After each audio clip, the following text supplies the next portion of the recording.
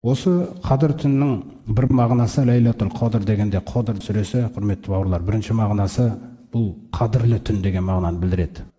Екіншісі тағдыр түні деген мағынаны білдіреді. Тағдыр түні дегенде осы түнде Алла Тағала келесі қадір түніне дейін мынандай нәрсені жасап отыр. Бізді қызықтыру үшін, түзелуімізге көмектесу үшін да келесі қадір түніне дейін тағдырыңды жазам дейді. Осылай бастап отыр. Олай болса, қадір түнде көреміз, қандай тағдыр саған керек болып тұр жүрегіңде. Қараңыз. Дұғаңнан көреміз. Фиха юфраху кулла амрин хаким дейді Духан сүресінде. Бұл түнде Раббыңның даналығымен шешілген қаншалаған істер шешіледі дейді қазір. Әркімнің тағдырына жоспар жасалады Алла Тағаланың. Ол үшін әркімнің жүрегіне қаралады, сыртымызға қаралмайды. Жүрегіңде не сұрап жатсың осы түнде де? Әміран мен индина. Менің хұзырымнан әмірмен келеді дейді періште. Әркімді қарайды. Берік не істеп отыр екен? Беріктің жүрегі қалай екен? Тұрсынның жүрегі қалай болып отыр екен? Сабыржанның жүрегі қандай екен? Әрбір жүрекке қаралады.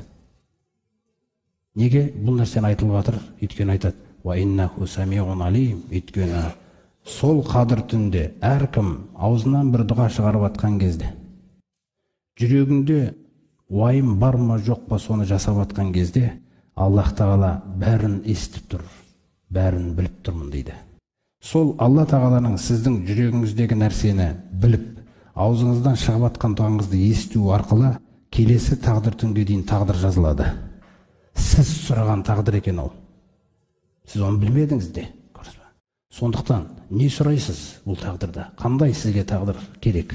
Мысалы, Рамазан айының өзінің берекесінің бір ерекшелігі, Рамазан айы сондай бір ай, сәресі деген нәрсе болғаннан кейін таң намазы ешқашан қаза болмайтын ай бұл.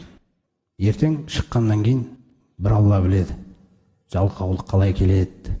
Сондықтан сіз сұраған кезде сіздің дұғаңызда, қараңыз, біреу мысалы дүниені сұрап отыруы мүмкін, бірақ сіздің жүрегі: Раббым, таң намазым қаза болмайтын тағдыр берші маған. Қараңыз, ойыңыз қандай да? Кім не сұрап жатыр? Қараңыз, жүрек не істеп жатыр да? Раббым, осы жылы адама үф демейтін тағдыр берші маған. Раббым, егер менен біреу осы жыл бойы қарыз сұрап келсе, мә, ала ғой дейтін жүрек берші маған. Раббым, мен анау бала шағама жақсы тәрбие беретін берші, мен көңіл бөлмеппін де оларға.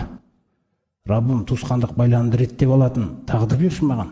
Раббым, түнгі намаздарымда тахаджуд оқитын тағдыр берші маған. Ойымыз.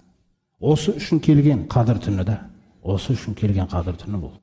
Әркім, егер ойымыңыз жүрегіңізде күшті, Алла Тағала естіп тұр, көріп тұр. Сол ойыммен байланысты жазылады тағдыр, құрметті бауырлар.